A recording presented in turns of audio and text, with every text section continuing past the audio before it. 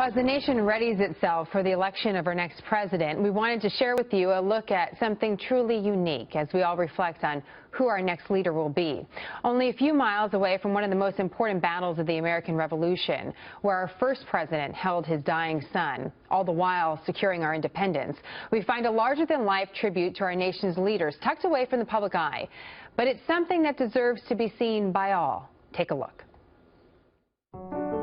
It may look like just any field somewhere in rural America, but down a muddy dirt road not far from the highway, we find a group of familiar faces sitting silently on a family farm in Virginia. 43 of them with one common thread, temporarily serving as leader of the free world. Well, they wanted me to crush them and just get them out of the park, and I just couldn't do it.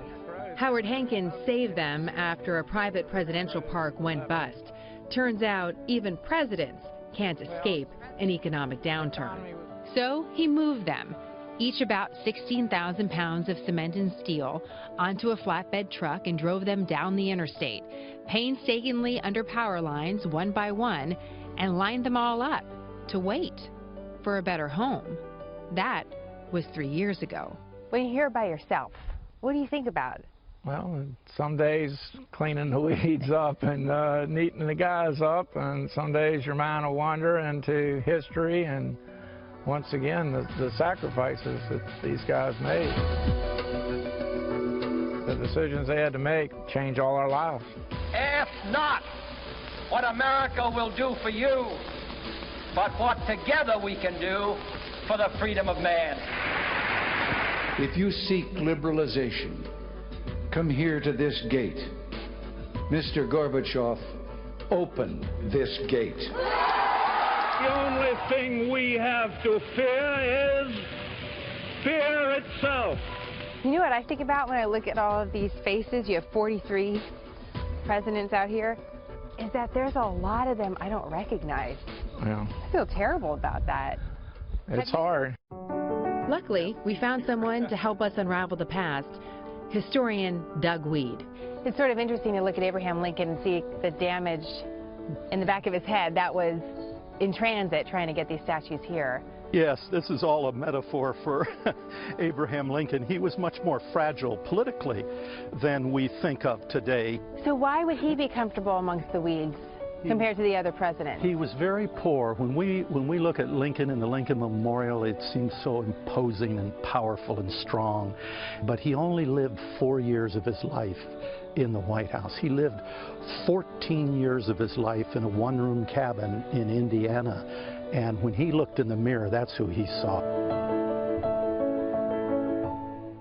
He slept in a wooden box filled with corn husks and bare rugs and fleas and rats. There was no door.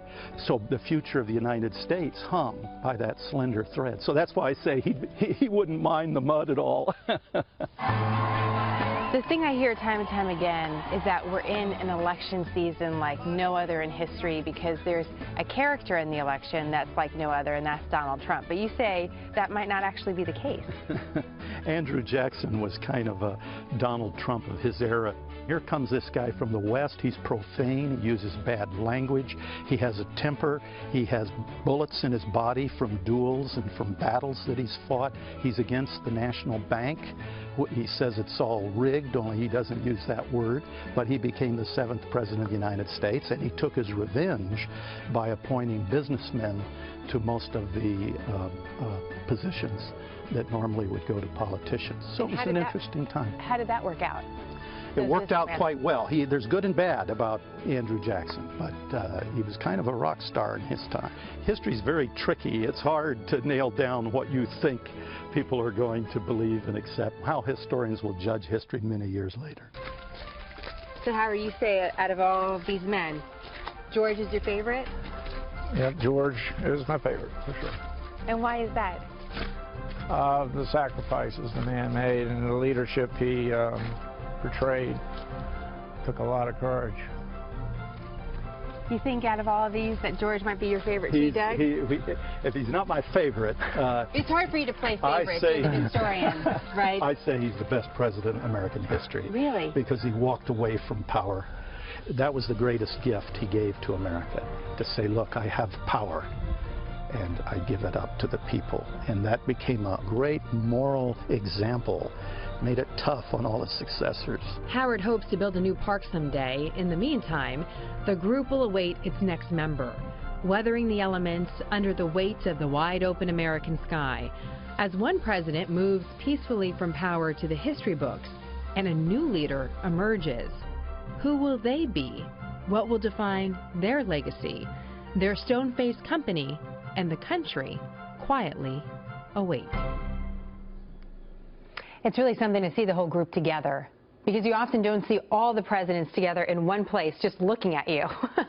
And it really does make you think not only about the extraordinary men who were our nation's presidents, but also who will be next and how will we reflect on them, you know, years from now.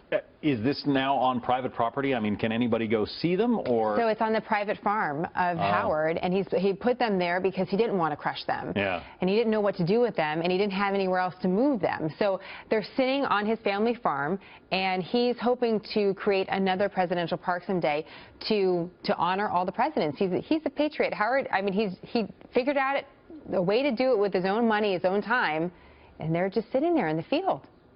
Like his buddies.